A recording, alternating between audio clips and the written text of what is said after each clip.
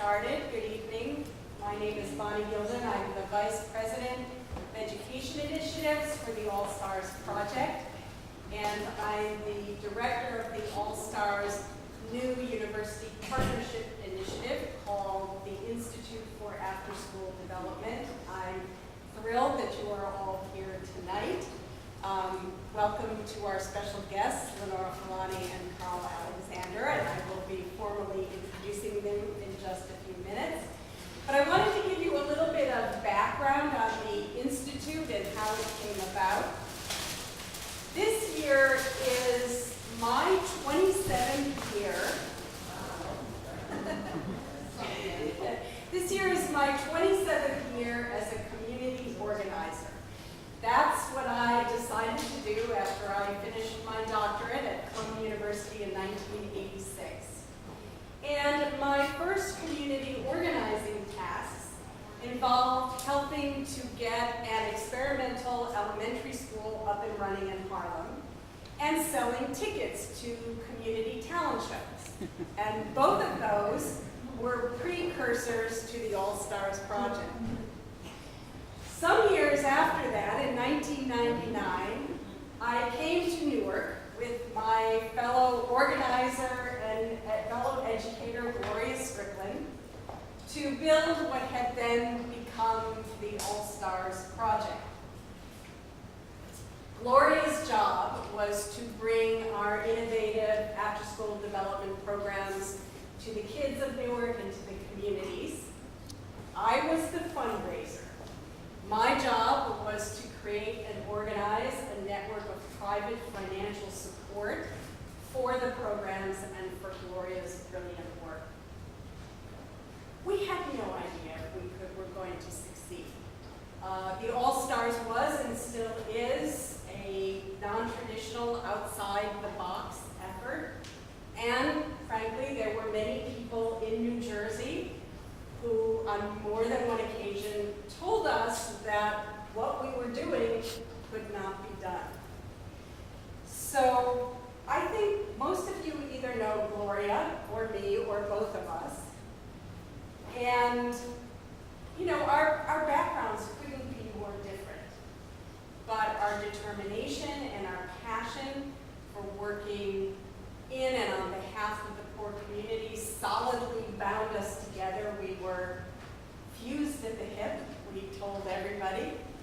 And I am so proud that we succeeded in building the All-Stars here in Newark, and so appreciative of all the young people and all of the supporters, individuals and families in New Jersey's suburbs and the business community who embraced our innovations and who came together and gave so much to build a new kind of community that was focused on growth and about opening up new possibilities for everyone.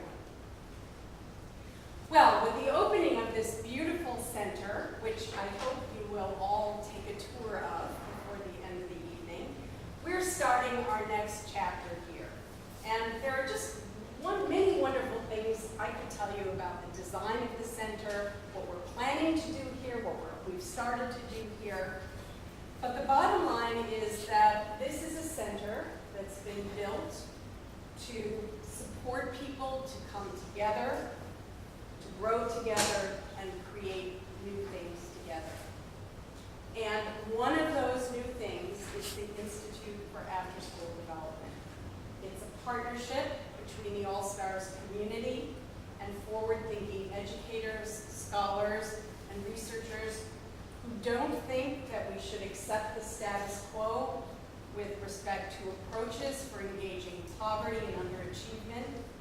It's a new cross-disciplinary coming together to explore and even reconsider some of the most fundamental assumptions about learning and development, and also to advance and further create after-school development, a new and cutting-edge field that we believe can be a game changer in education and anti-poverty work.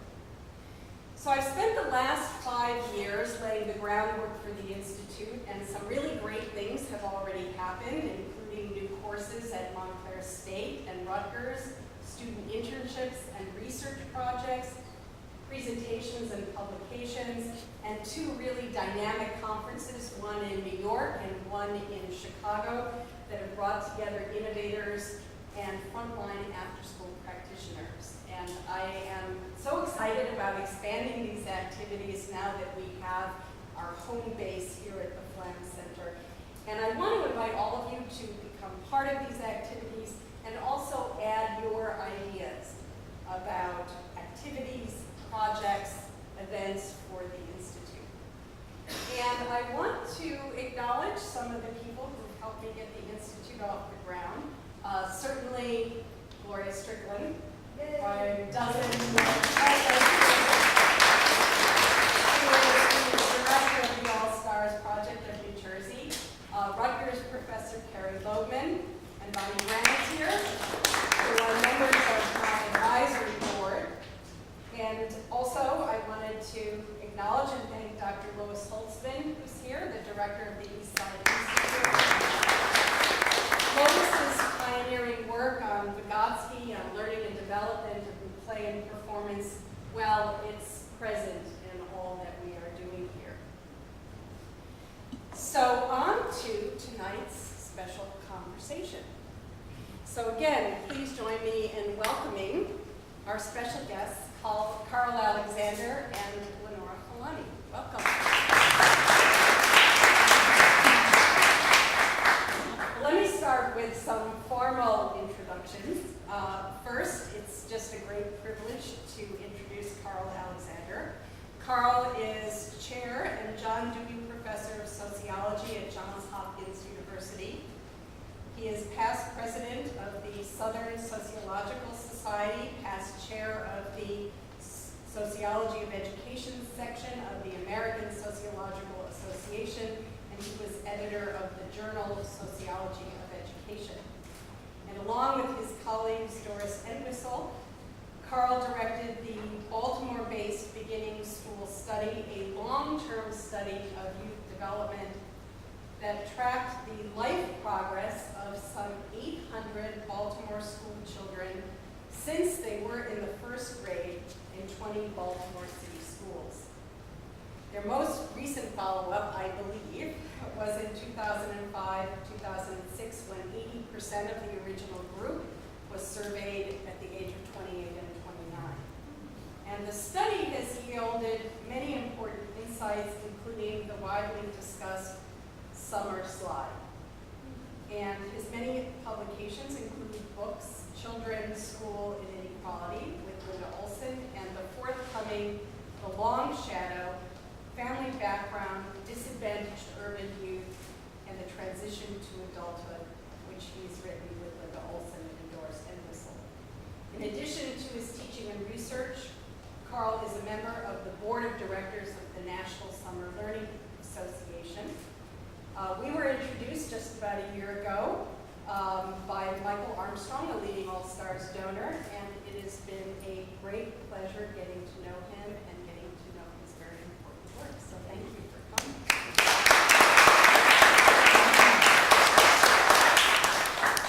It is also an enormous pleasure to introduce Lenora Fulani.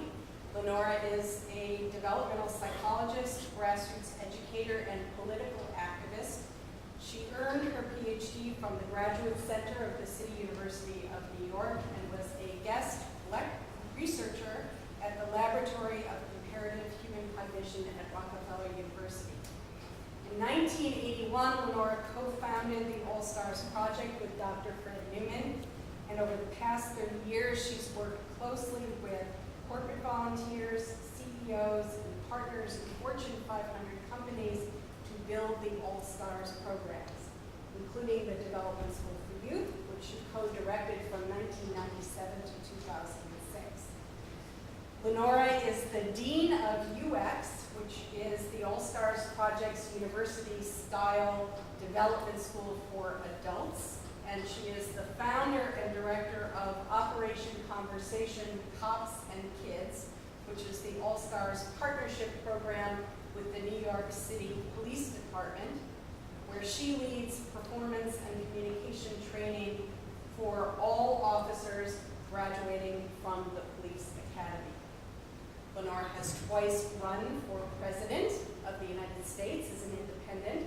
In 1988, she became the first woman and the first African American in U.S. history to appear as a presidential candidate on the ballot in all 50 states. Her have appeared widely in newspapers across the country, and her scholarly articles have appeared in many books and journals. This past April, she was the featured speaker at an invited presidential session at the American Educational Research Association's annual meeting in San Francisco, where she presented her new special report, The Development Line.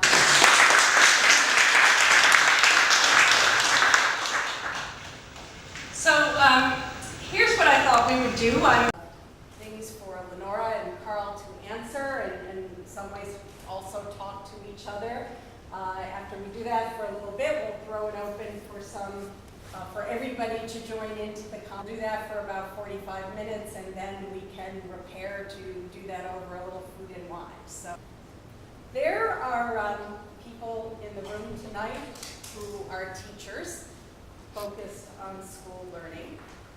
We have some nonprofit leaders who are very focused on youth development and issues affecting young people's social and emotional well-being.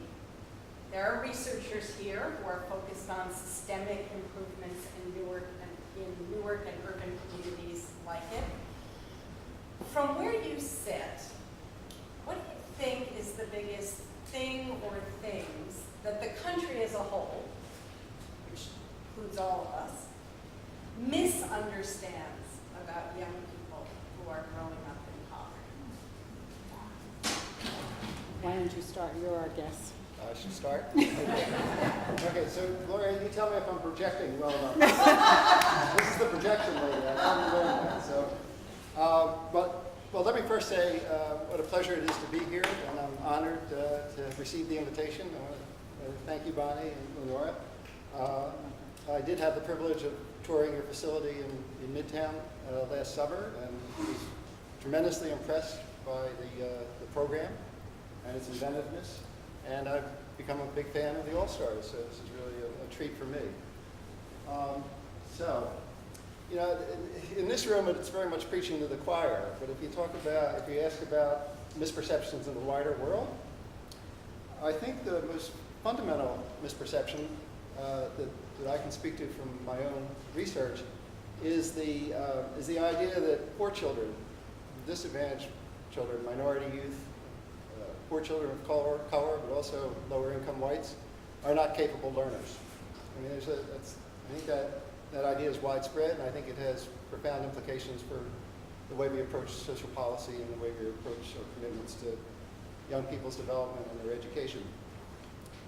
But it's a lie.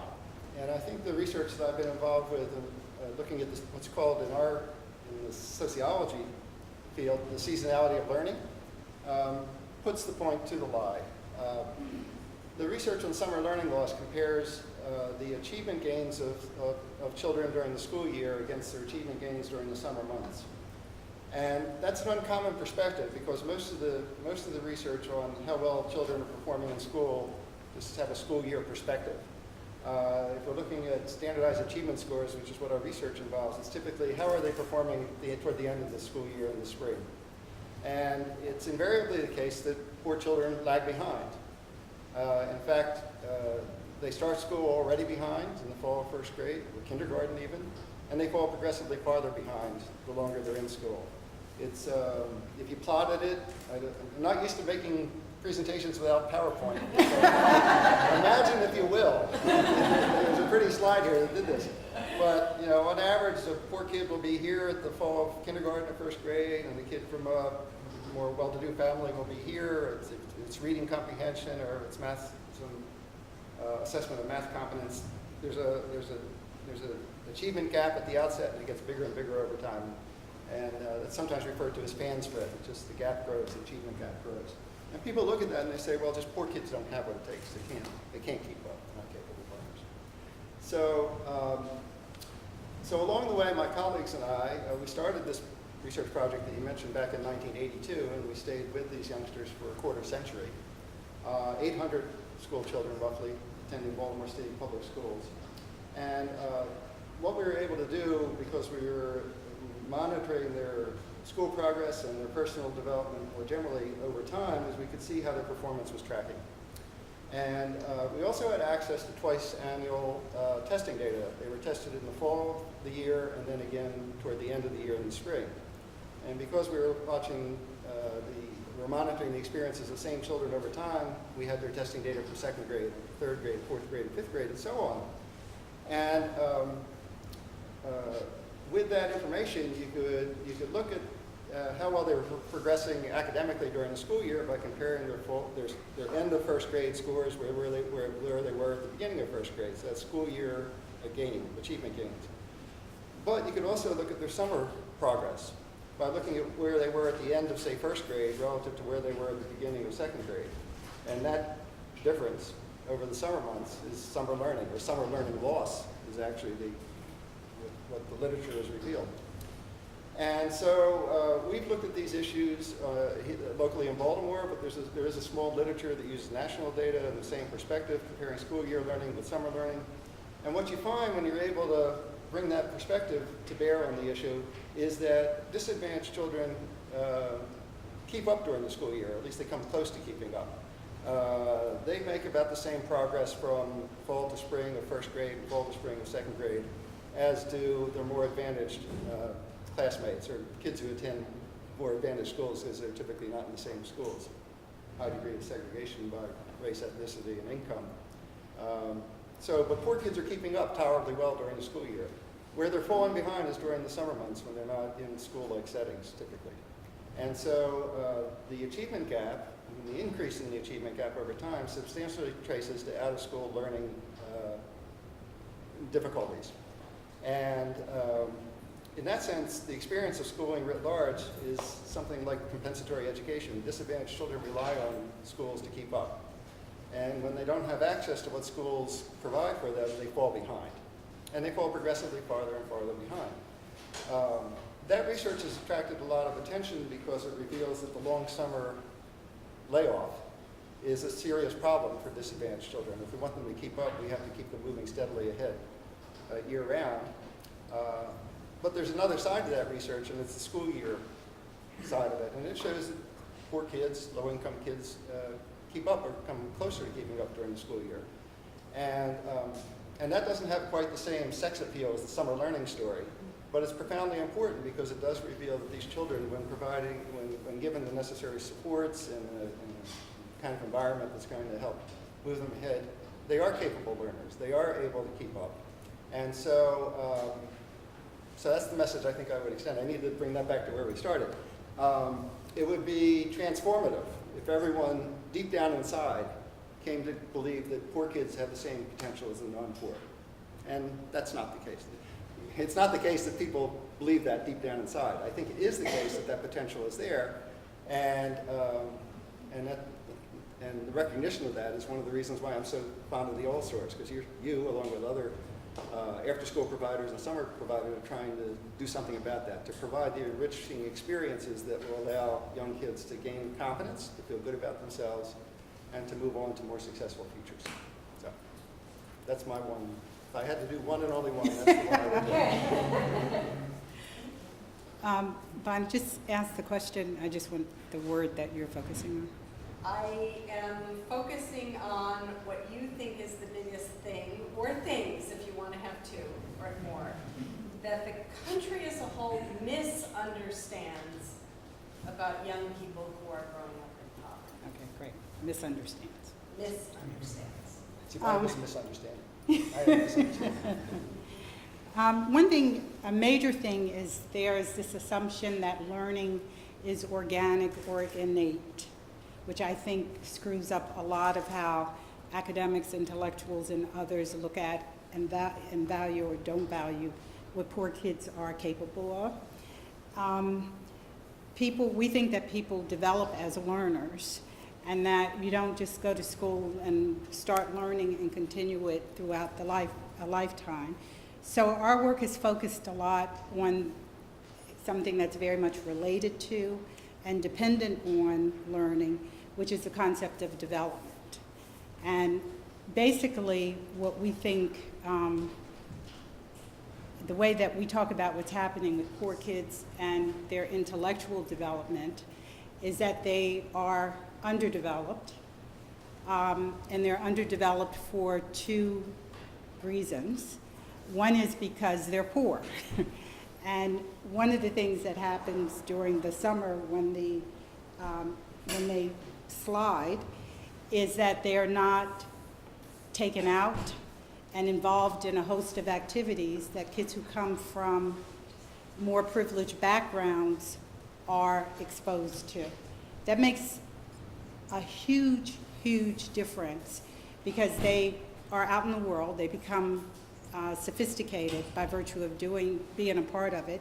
They go to museums, they go on vacation, they leave their neighborhoods. Many of the kids that we work with don't come outside of their neighborhoods or didn't prior to their involvement with the All-Stars project. And in the process of doing that, they develop in a lot of different ways, including as learners. And learning isn't just reading a book or counting numbers or whatever. It's literally being exposed to the world. So poverty impacts development in a particular way, which we think has an impact, obviously, on how people, young and old, learn. And the other thing that's very important about this is this disconnect that poor kids have from the mainstream. They live in ghettos. I grew up in a ghetto. We live on the outskirts of everything.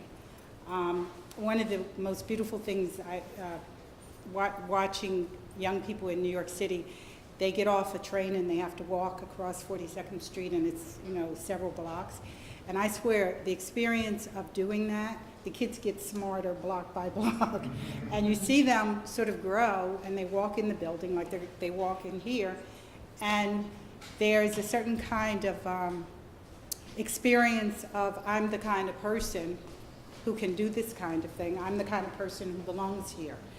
And so I think this misconception about learning is huge.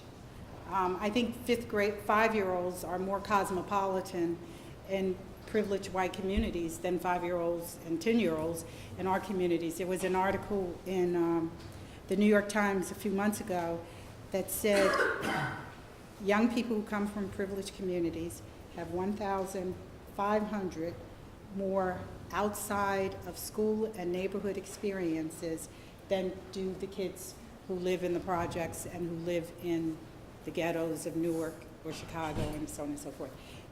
A huge misunderstanding. I think it's an unsophisticated understanding of how people develop and grow. Sir, could I piggyback onto that? Yes, This is- I don't absolutely. know. I was I know hoping this is a great comment. Go Okay. ahead. So Lenora's training is in developmental psychology, as I recall, and From But which she- I learned none of this. that's right, exactly what I was going to say. But she thinks like a sociologist, which is one of the reasons why I'm so fond of her and impressed by her good work. So the point that she made several really important points there that I can relate to. One is that development and education aren't one and the same. And I did mention, I think I said earlier that the research that I've done on summer learning loss has attracted a lot of attention and encouraged people to take seriously the need to do high-quality summer programming for disadvantaged children. And I feel good about that. My work has had some practical benefits. But many of those summer programs are focused on trying to do the things that didn't get done during the school year. So they're academically oriented, with a curriculum, and the worst of them are just more drill and kill, which inevitably are just going to turn off kids rather than turn them on to learning. And I think one of the insights from Lenora's work, and that's foundational for the All-Stars, is that healthy development is a precursor to being ready to learn. And if you don't have that, whatever happens in the classroom isn't going to filter through in the way that we would want it to. And it's important there are any number of things that are important. Everyone wants to feel good about himself or herself. And poor children need to have that as well. And the most successful learners are engaged learners, are energetic and highly motivated. And in order to develop that fire in the belly, you have to feel like school is for someone like me. That is like, there is the potential for me to move ahead there. But that doesn't necessarily come naturally to someone who grows up in a high poverty neighborhood and a family that's challenged by all the stresses and strains that come from poverty, and that attend schools with other children like that, high poverty schools with substantial enrollments of low-income youngsters.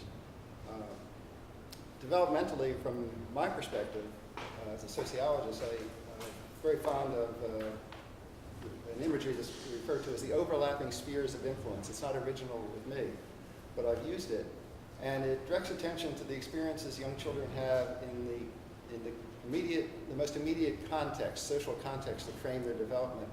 And typically those are the family, the neighborhood, and the school.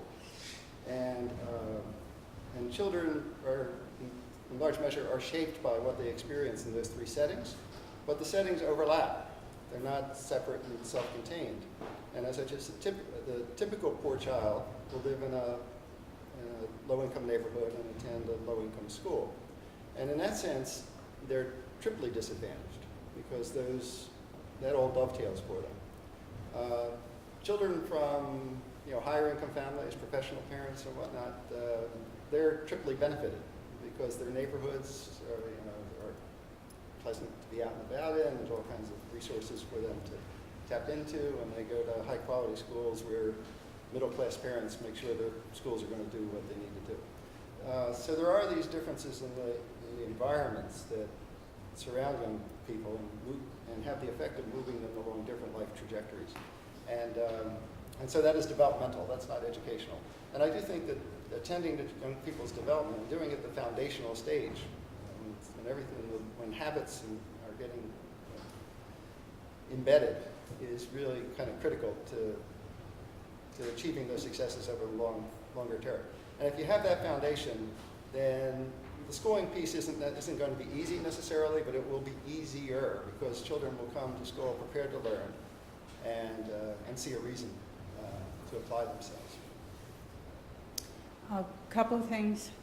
One thing I was thinking about, first of all, I hate the notion of the extended learning day. I think it's going to be torturous for the kids. I think what it's going to do is increase the level of truancy. Kids don't need an extended learning day. They need an extended developmental experience. And so if what after school is play and pretending and performing and having fun, that's a whole other experience from remediation, which is what a lot of the after school that's being created is going to be like.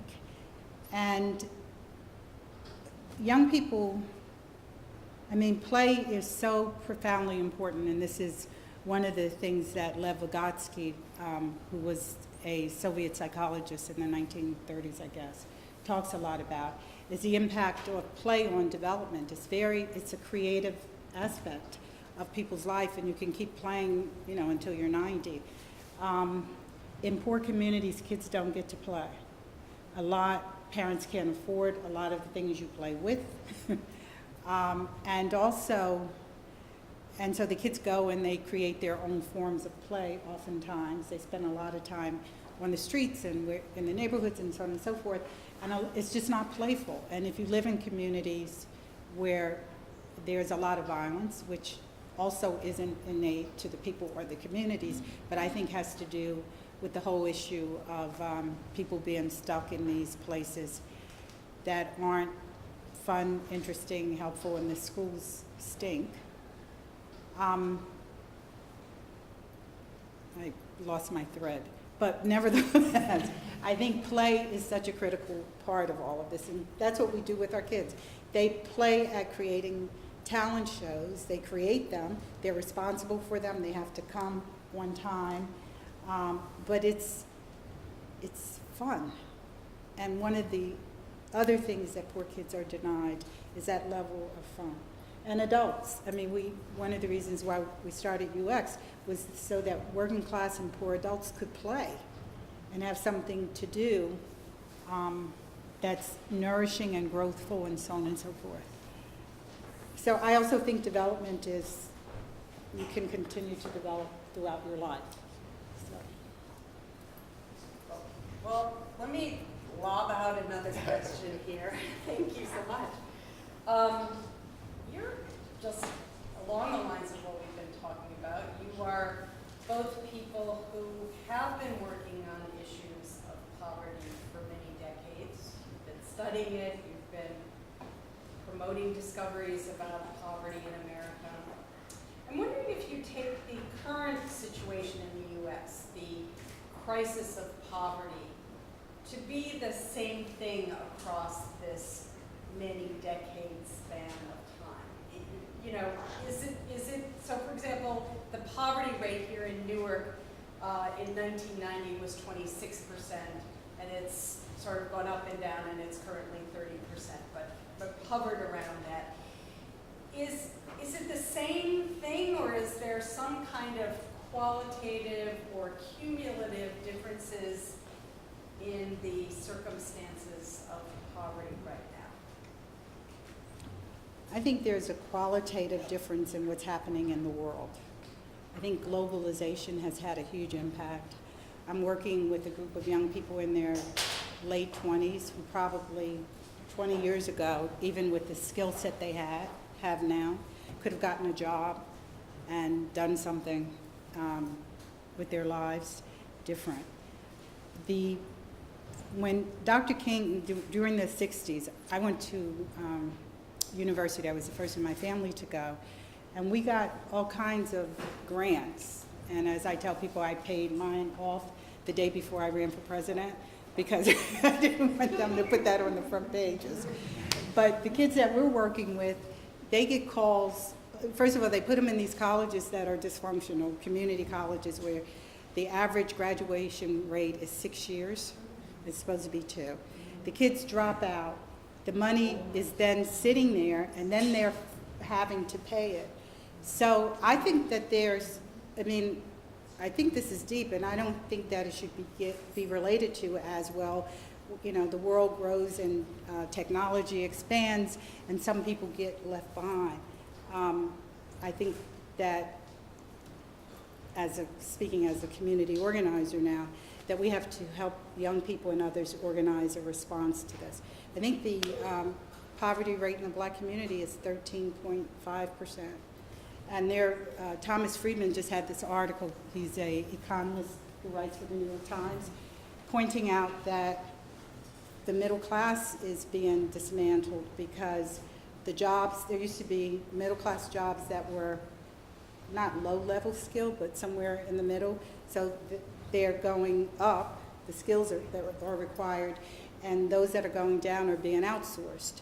So if you're talking about the middle class in that way, my goodness, this is very scary. So conditions of poverty have changed over time, and I think the last half of the 20th century into the first decade of the 21st is really singular in the sense that we have experienced the deindustrialization dynamic. That's, I'm sure the history of Newark's not all that different than the history of Baltimore.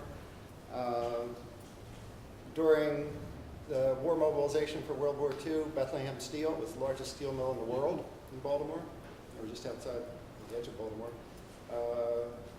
35,000 workers there. And during that time, someone with a high school education or less than a high school education, didn't need a high school degree, could get a good paying job, steady work with benefits, adequate to provide what at the time they called the family wage, where a single worker could comfortably support a family with children. Best Steel's gone. A couple of years ago, it was down to a skeleton crew of 2,500, then it went bankrupt, and just a few months ago, it was sold off in pieces for scrap metal. And that's the deindustrialization script, and it's been happening in a large way, and it decimated the industrial infrastructure of places like Baltimore. And then it trickled down through not just heavy industry, but retail. There's a story that's multifaceted. There was a white flight from places like Baltimore, followed not too long after by middle-class African-American flight. And with those well-to-do people went not just their money, but also their influence in terms of local politics, and their voices for helping sustain a strong school system, for example. So you lost jobs, you lost the middle class, and what was left behind was substantially not just dire poverty. I mean, you can live a very comfortable life in Baltimore. My wife and I do. We have a great life in Baltimore. If you want to have a happy, enjoy a long weekend out of town, come to Baltimore. You'll have a great time. You've got all the amenities you could ask for.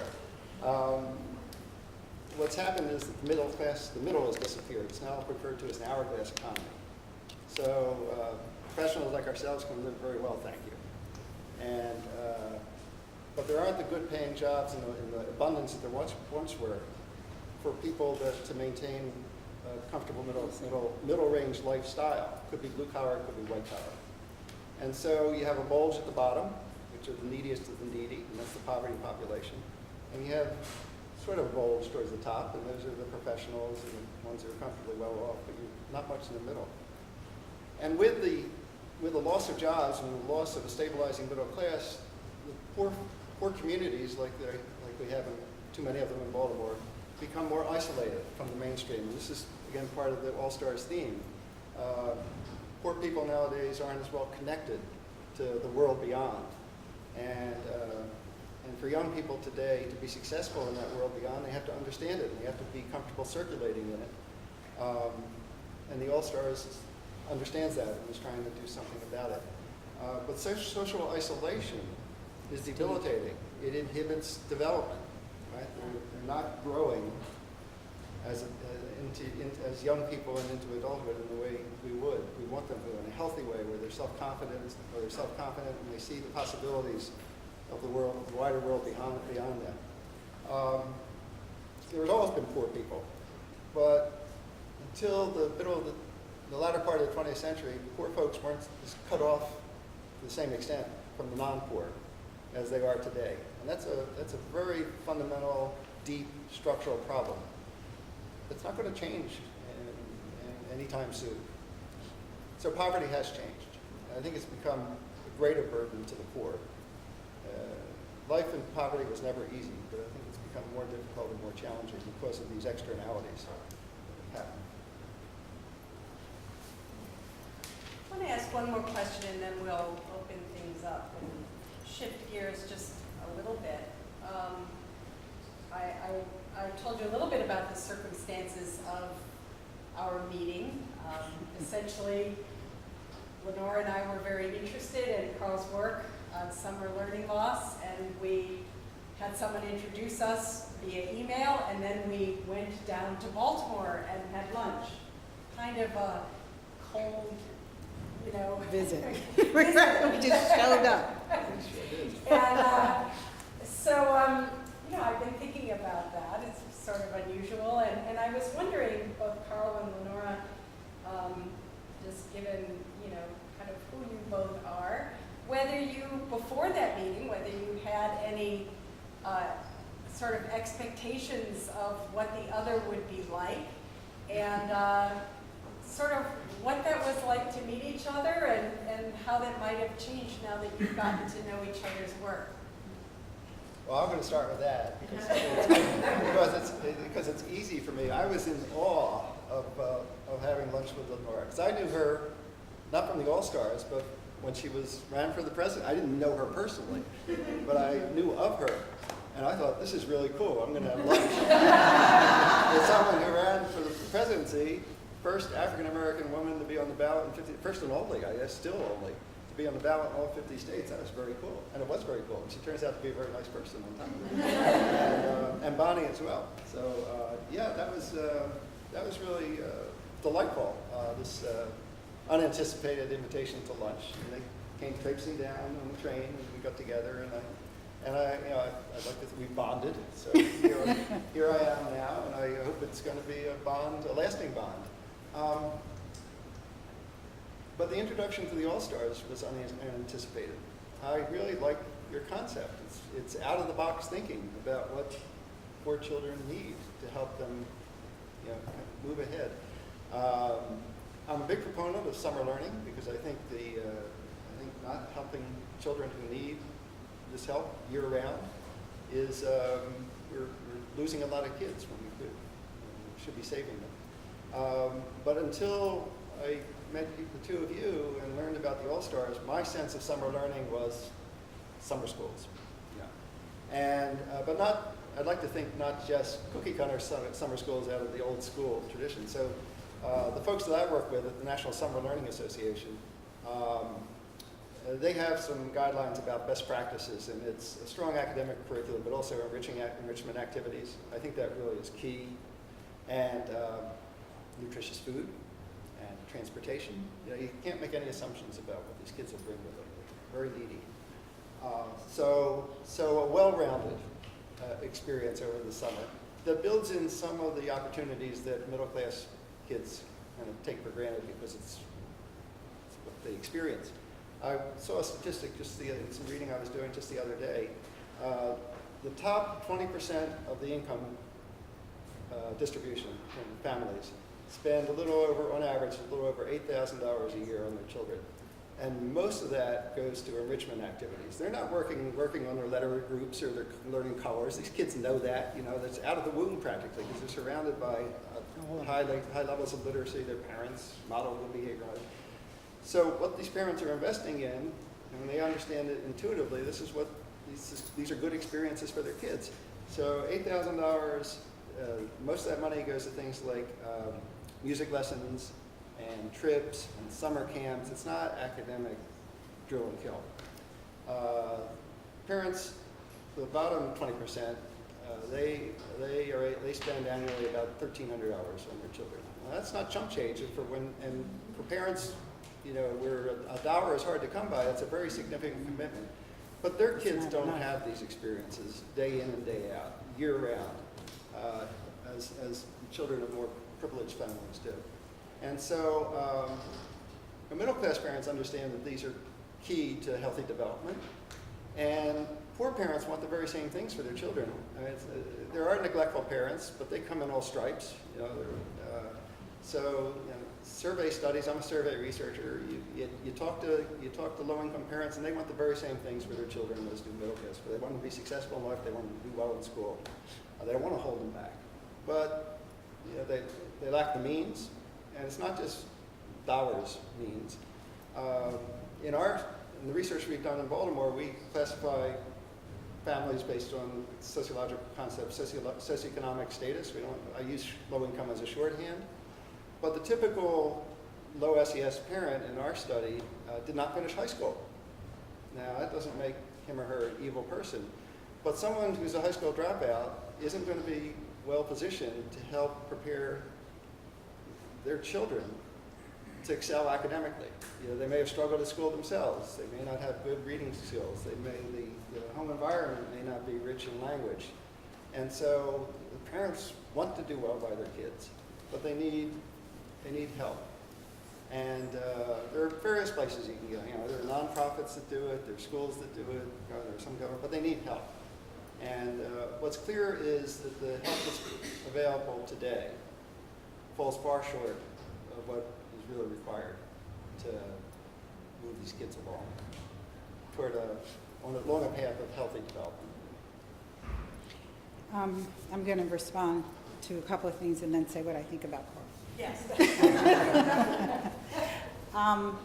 One thing is, poverty isn't personalized. It's not like my family was poor. We didn't make ourselves poor. I always say to the kids, it's not like all the kids who live in the project, your mothers got together and they said, do you want to live on Fifth Avenue or do you want to live in crap?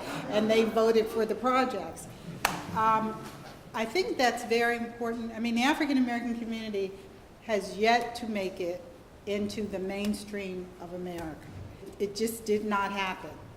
The 60s produced a black intellectual class and black business class and so on and so forth, but the poverty numbers or whatever, statistics are the same and probably growing. The other thing that I also wanted to say, because I didn't want to forget it, is somebody did a study, I can't remember who it was, doesn't matter, where they counted the number of words that middle-class parents use with their kids and the number of words that poor parents use with their kids. And it was actually Paul Tough did this in the beginning of a book that Jeffrey Canada's Harlem Children's Zone. And then they conclude that people who have education use more words than people who don't. I hope they didn't spend a lot of money on No, but the difference is in the millions cumulatively of word exposure. No, I get that. Yeah, that's the hard However, thing to say. one of the things that, yes, and one of the things that we've discovered is rather than the assumption that the only way that development and learning can work is from the parent to the child, is if you grow people's children, like if you put these kids in these experiences that are outside of school, the parents are totally bowled over. Like their kids, they're teenagers, they come home and they say, "Hey, Mom," yeah, which is a major, feat. They are talking about where they've been, what they've seen. The young people who go through the Development School for Youth to Wall Street and various corporations, they're like happy. They have all kinds of, opinions about all of this. So over the years, parents have called us and said, "What'd you do to my kid? And would you do that to me?" Which is why we started UX and why we do a lot of community meetings. And parents start to grow. So I think the assumption, so the kids inspire that in a huge way. It's almost like immigrant kids who come here, and the kids are much better at navigating the world, if you will, than parents are. And parents start to grow, and if they want to learn more words, they'll learn more words. So I guess the reason why I'm raising this is that the assumption, to me, it sort of leaves you in a dead zone, because unless you're going, after you count the words, put the parents in schools and teach them more words, which is not how they're going to learn them. You have to create an environment and a community where people are passionate by virtue of being impacted upon and inspired by their kids to do some new things. And they will learn some words. And also, you don't have to just learn words from your parents. You can learn words from all the other people in the environment. And I think that if you don't have all the words by the time you're 5 or 10, you're okay, because you can keep doing this. So I think it's a different, like we have a different set of assumptions about how things work, how people become smarter, what the direction of this is. I think development gives you a lot of space to grow people in all kinds of ways. So that's a pet peeve, that's why I wanted to say this. What did you think about I'm Karl? about to say it. I'm all I ears. thi- What Well, if I I- said something nice about you? No, I didn't say something.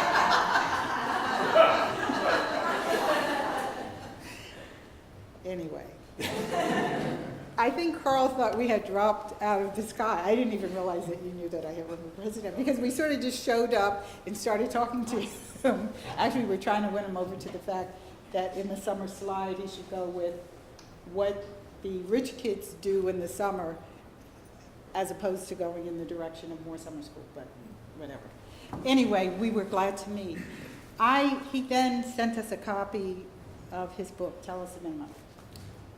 It's called The Long Shadow. You actually had the whole title. I don't have that. Okay, anyway. Disadvantaged urban youth in the transition to family background, disadvantaged urban youth in the transition to adulthood. I think I've got it all. Family And background. it is, I mean, I read a lot, and I get very pissed off at people. It's so moving, and I can't wait until you all have the opportunity, because his sensibility and sensitivity to poor Black and white people is just profound. It's very, very honest, and says things that people don't normally say. Comparisons like that, for example, having a criminal record and being white, working class, doesn't do the harm that having one if you're black. That people get jobs. It's not related to in all these other kinds of ways.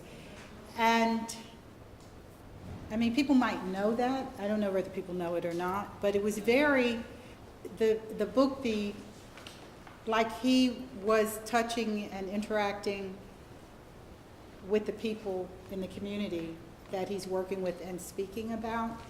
And I also feel, I'm very upset that poverty in this country has been made black, because what that does is it gives people all these reasons for not dealing with poverty because we're genetically, and there are a lot of poor white people, but they're hidden. And I feel badly about that because I think, number one, it hurts what we can do nationally, but it also hurts the white poor people. It's not, it's politically backward. There's so many things wrong with it, and whatever, I don't know what to say. So you're opening all of that up, and we've been talking about the corner and the wire and a part of Baltimore where that was filmed, and he talks in the book about the fact that white poor people live in the same area, but if you've ever seen either of those shows on TV, you've never seen them. They're just, that's not what's projected. So it really encouraged me. We're going to do great things together. I have all kinds of plans for you. And I think it has something to do, I grew up in Chester, Pennsylvania, which I call a slum of Philadelphia. And you grew up in a working class. Working class Philadelphia. Yeah, so it's a kindred spirit. It's like we're close. And it was really, it's also that you showed up and you're doing this and the work that you're doing. And you brought your lovely wife. I did bring So what else? I mean, So, you should all read the book. Right? Yeah, well, I just want to say, you can't quite read it today because it remains a work in progress. But eventually you'll have the opportunity to read that book. And thank you, that's very kind of you to say. I'm fond of the book, and it's coming together nicely. And it is the case that, well, let's just say, so we started out with this project, my colleagues and I, way back in 1982, and we stayed with it for 25 years, which is not a typical kind of one-and-done survey. But we began, because we're survey researchers, we began with a scientifically sound sampling base. So you have a representative random sample of children who began first grade in 20 Baltimore City public schools scattered throughout the city. Well, lo and behold, a lot of those kids are poor whites. And they're in our panel, and we've been keeping up with them over the years too. And as we read the literature of the urban poor, we find that you rarely do you see mention of poor whites. And it's like, they're hidden from view. And so we saw this as an opportunity to raise that issue and kind of elevate their profile. And it presents some interesting possibilities for comparing the experiences of the lower income African Americans that were in our group, in our panel, with the lower income whites. Hardly any of them succeed by making it into and through college. The American script, or it's more mythology, is that the way to get ahead in life is to play by the rules, do all the right things, and go on to college, and life will be good. Right. And in the abstract, that's terrific, and we would love it for more of our children to be able to follow that path.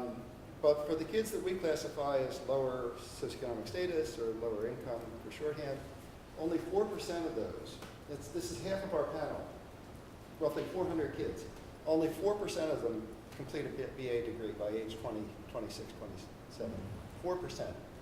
Of the kids that started life in our better off families, and these are families whose children were in Baltimore public schools, so we're not talking about the creme de la creme elites, but their parents typically had some college, and about 30% finished college, and they were in good, solid, middle-class jobs. So these are the big differences across social lines.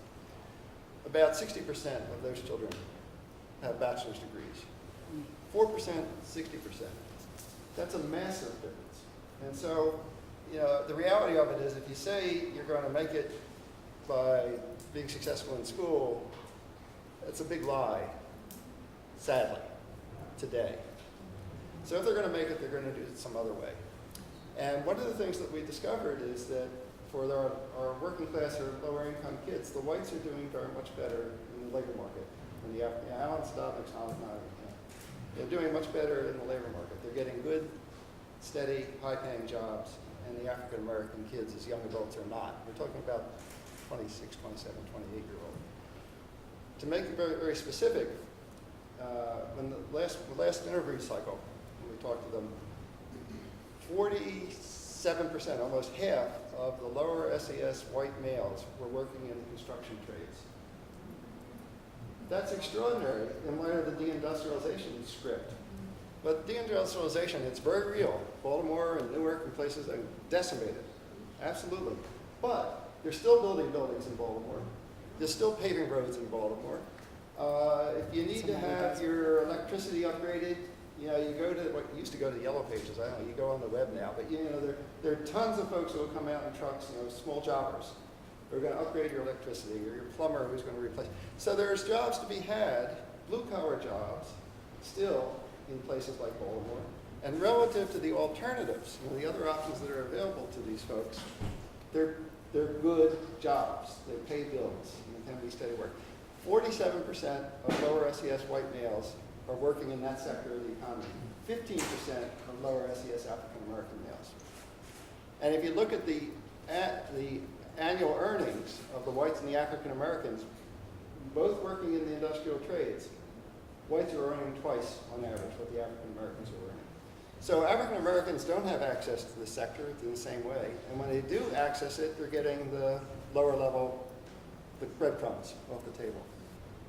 And so there is a story, it's almost, I never thought I'd be using this language. If you knew my background better, you'd understand why. As an academic, not because, there's a story in this book about white privilege. And it's blue-collar, working-class white privilege, and it's very real. But it plays out kind of below the surface because it's not so obvious. And parents play a role in this. In the sociology of education, which is my main area, there's a lot of interest in how parents can help their children be successful at school. And middle-class parents, as we said, are very good at that. And poor parents don't have the same tools to bring to bear. Hardly anyone pays attention in this literature to what lower-income parents can do to help their children get ahead in life. And what we found is one of the things they can do is network. The white parents are able to help their kids get these jobs that are more lucrative and steadier. African American poor parents don't have access to those networks, and they don't get in the front door. 50 years ago, the exclusion was very explicit. You know, the trade unions had, you know, were racially restrictive. You had to have a father and an uncle to get into the plumbers union or electrician. You know, those rules are gone. But the reality is very similar. And similarly, the racially restricted Baltimore is kind of schizophrenic. It was actually the first border southern state to come into compliance with the Brown Board of Education desegregation decision. They did it quickly. They desegregated the schools overnight practically. It was very tense. It's not a good, but they did it. On the other hand, Baltimore, back at the turn of the 20th century, was the first city to introduce racially restricted residential covenants. The city formally adopted a policy of residential segregation that excluded not just African Americans, but also Jews and other, you know, unwanted types. But those racially restrictive covenants are gone also. Nevertheless, residential segregation has gotten more severe by race and by income because of informal practices and maybe some behind-the-scenes steering and things like that. So I think the barriers today, in some sense, are more formidable and challenging because it's not easy to change law, but at least you know what it is you got to work on. It's much harder to change informal practice, you know, the things that maintain privilege. And so there's a school story about family advantage in this book, and there's a workplace story about family advantage in the book. And to see them both kind of play out in the experiences of this group of youngsters is for us really quite something. And I hope we do a decent job of kind of conveying that to the wider world. Thank you. Well, why don't we take a few minutes and open up for broader discussion and questions, take some questions from our gathering here. So, Alan, kick us off. So many questions. But that's what it is. Kids having social capital.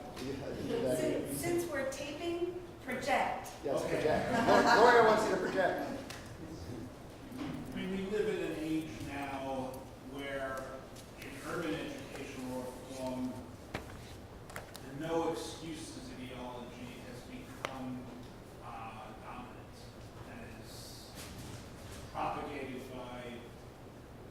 certain charter school advocates and market, education can in fact solve problems of poverty in terms of teacher quality, in terms of principal leadership, in terms of all the things within STEAM to respond to that.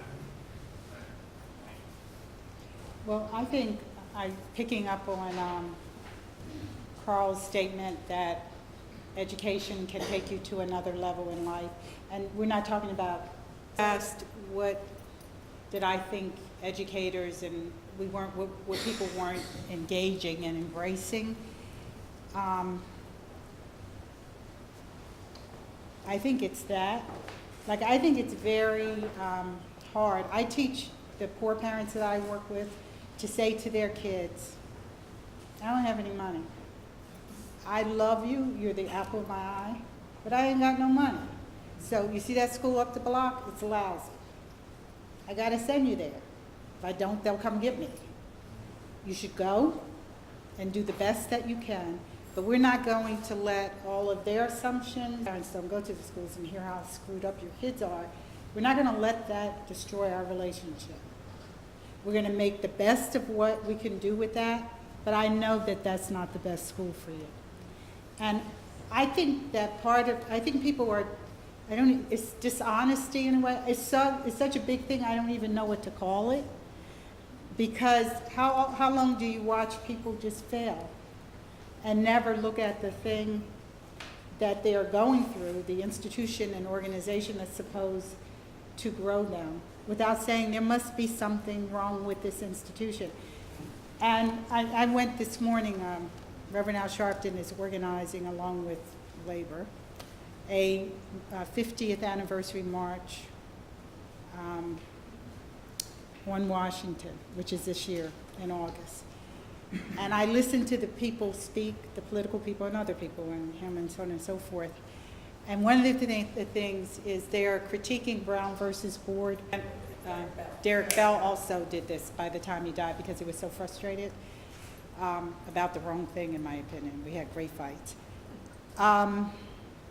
And saying that we should have stayed with Plessy, yes, which was segregated schools.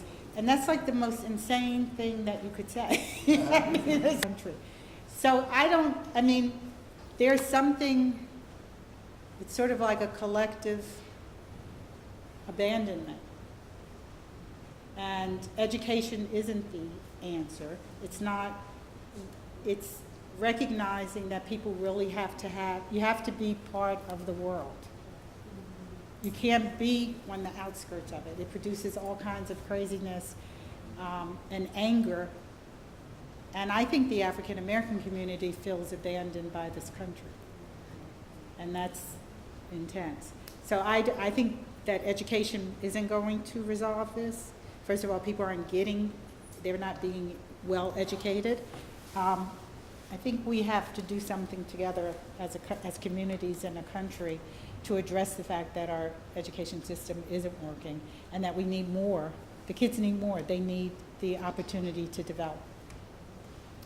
All rich white people should adopt a Black and Latino poor family. We're getting there. So this is challenging for me because I am a strong advocate of school improvement. I mean, things can change, things have changed, and we can make our schools work better for more children.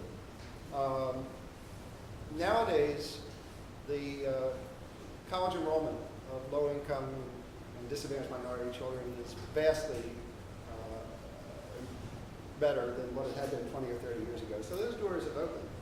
Unfortunately, then they slam shut for too many of our kids. They get into college, but they don't finish because they might not have the preparation that's expected, even though they don't know how to navigate. Or they're challenged by all kinds of stresses and strains in their lives outside of school, and they can't. Families, children of more privileged families, they follow the fast track through higher education. They start college immediately after high school. They attend full time. They go straight through. Often they attend residential campuses. They're living away from home and so forth. Poor kids, by and large, many of them experience an enrollment delay between high school and college. They're more likely to start in community college and four-year college, and they're more likely to be a commuter student and a residential student, they're more likely to be working part-time in order to pay bills. They often find themselves challenged financially to continue to cover tuition and other expenses, so they'll step out for a period of time and then come back, and they'll step out. So they follow, not all, but a slow meandering path through higher education, and that's a much less certain one. So more kids are getting into college, but they're also falling by the wayside. So I think we need to do a better job of helping kids follow through on what it is that they want to do. They want to go to college, they want to be good students, they want to succeed in college, but it's not working for them. The achievement gap across social lines, the average, the differential in test scores can vary African American and white students. There was a period of time in the latter part of the 70s into the 80s where the achievement gap shrunk by about a third. That's extraordinary, and it's a success story that only a few academics know about. And there's a large dispute in the literature about how that happened, but a lot of us think school improvement wouldn't happen. So we can change things. Unfortunately, as budgets tightened, the achievement gap started to increase again over time. But it was a very dramatic decline. There was a moment in history where it was going in the right direction. We didn't sustain it. So I think we know to make schools more supportive and welcoming of students of color and poor students. And we need to do a better job. One of the more formidable challenges, as far as I'm concerned, is racial segregation and income segregation in the schools. So the Baltimore public school system now is 90% African American, and it's about 80 to 85% low income. Very hard to achieve academic excellence in a place like that. Not because the kids don't have the potential, but because the externalities aren't there to make it happen. A mind game.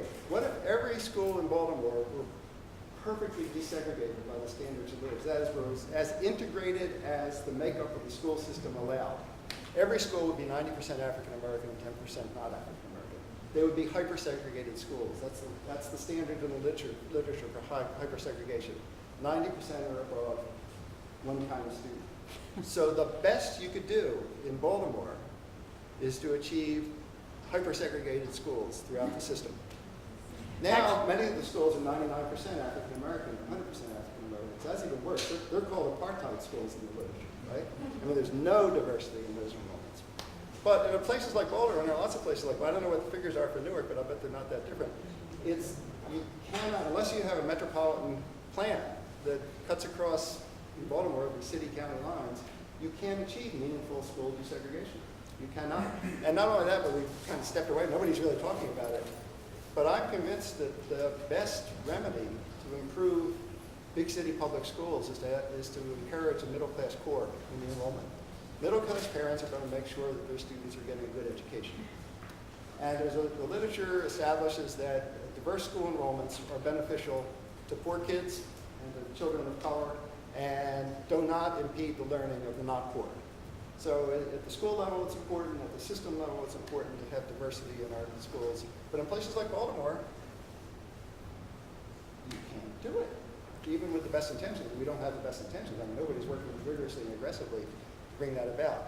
But there are these, it's built-in constraints, the way the world is organized. Levels of people in the All-Stars project. Mm-hmm. So we went to Wall Street and said to people, you know those kids you get on the bus with acceptance. And we've had our interactions around the All-Stars are very a route to go because you don't have to deal with the institutions of education. And I think it has an impact on the education of the kids because they're with people who they're growing with. And there are lots of people who we found have wanted to participate in this process. A lot of people with money in this country don't think of America as poor. So we've shown them how they're poor, how it's poor, and also what the possibilities are. And I just wanted to make a quick point about the difference between education and development. 22 years old. And in second or third grade, she was identified as special ed. So she went through the whole school time feeling like an idiot and she told me that when she was in 12th grade, she raised her hand and the teacher said, put your hand down, you're not going to graduate anyway. And she said she was so pissed off and she said to herself, I am going to graduate. So she said, Dr. Fulani, I used what I learned at the All-Stars. I never went to school. I went to school every 3 days because I hated being there. But at the All-Stars, you have to come to things and you have to be on time. Be able to memorize something in these books. And the chick graduated. She did a performance. I have no idea if she learned anything in the traditional sense. She got the hell out of that school and she graduated. So there's that, yes. There's teaching people how, what you're describing, I think, with middle-class kids is their capacity to navigate the world. And you can navigate the world in a lot of different ways. I love intellectual work. I do not see saving the public school system as equated with saving the public schools. Because, the kids. I think those are two different things. And so we have to find ways to help them expand while whoever grapple with what's going on in the school. Maybe we should turn everything into A conversation and have some snacks, we have some wine, and just continue the conversation. I want to just take a minute and wanted to just invite you not only to stay, but as I said early on, to continue to be part of the activities of the Institute for After-School Development. Can I make a plug for my paper? Lenora's paper is outside. You Read can it. pick up a copy of that. Sign up to be on the my e-newsletter. Send me an email. Let me know what you think we should be doing, how you'd like to participate. This is one of a multiple series of conversations that we're going to look to have. So I just can't thank you both enough for Thanks, coming Bonnie. and helping me Kick it launch off. this Yay. great conversation Yay. here.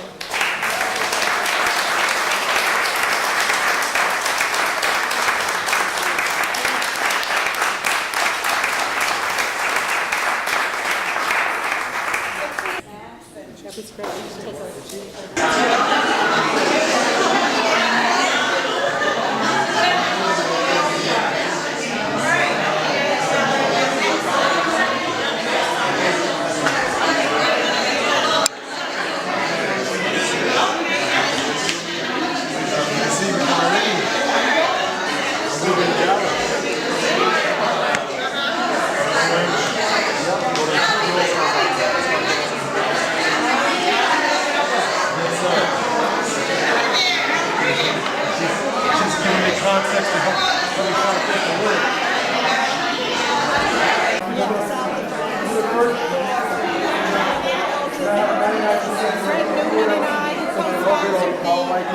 Put kids on the bus and send them to Harvard, that they would learn how to be at Harvard.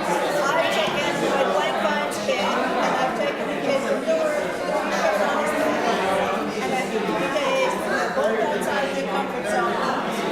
They can find out they have a lot more in common than they all. This is my animosity. This is what they tell me. It's the same 4%. Experience of the university, which is very different from community college.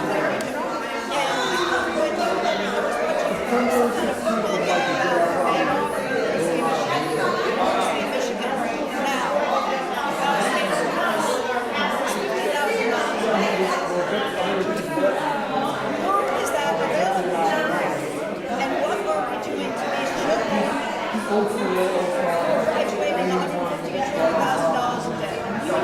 No, it's more. You know, I gave you some, I don't know where my copy is.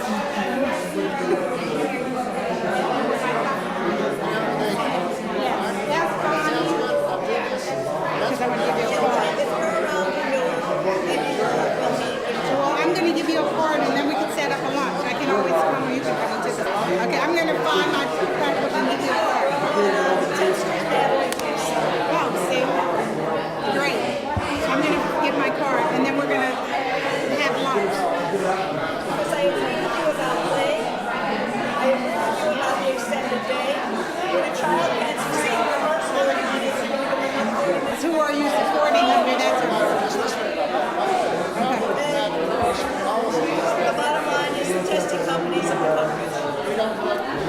kid's done with it. And the kids are done.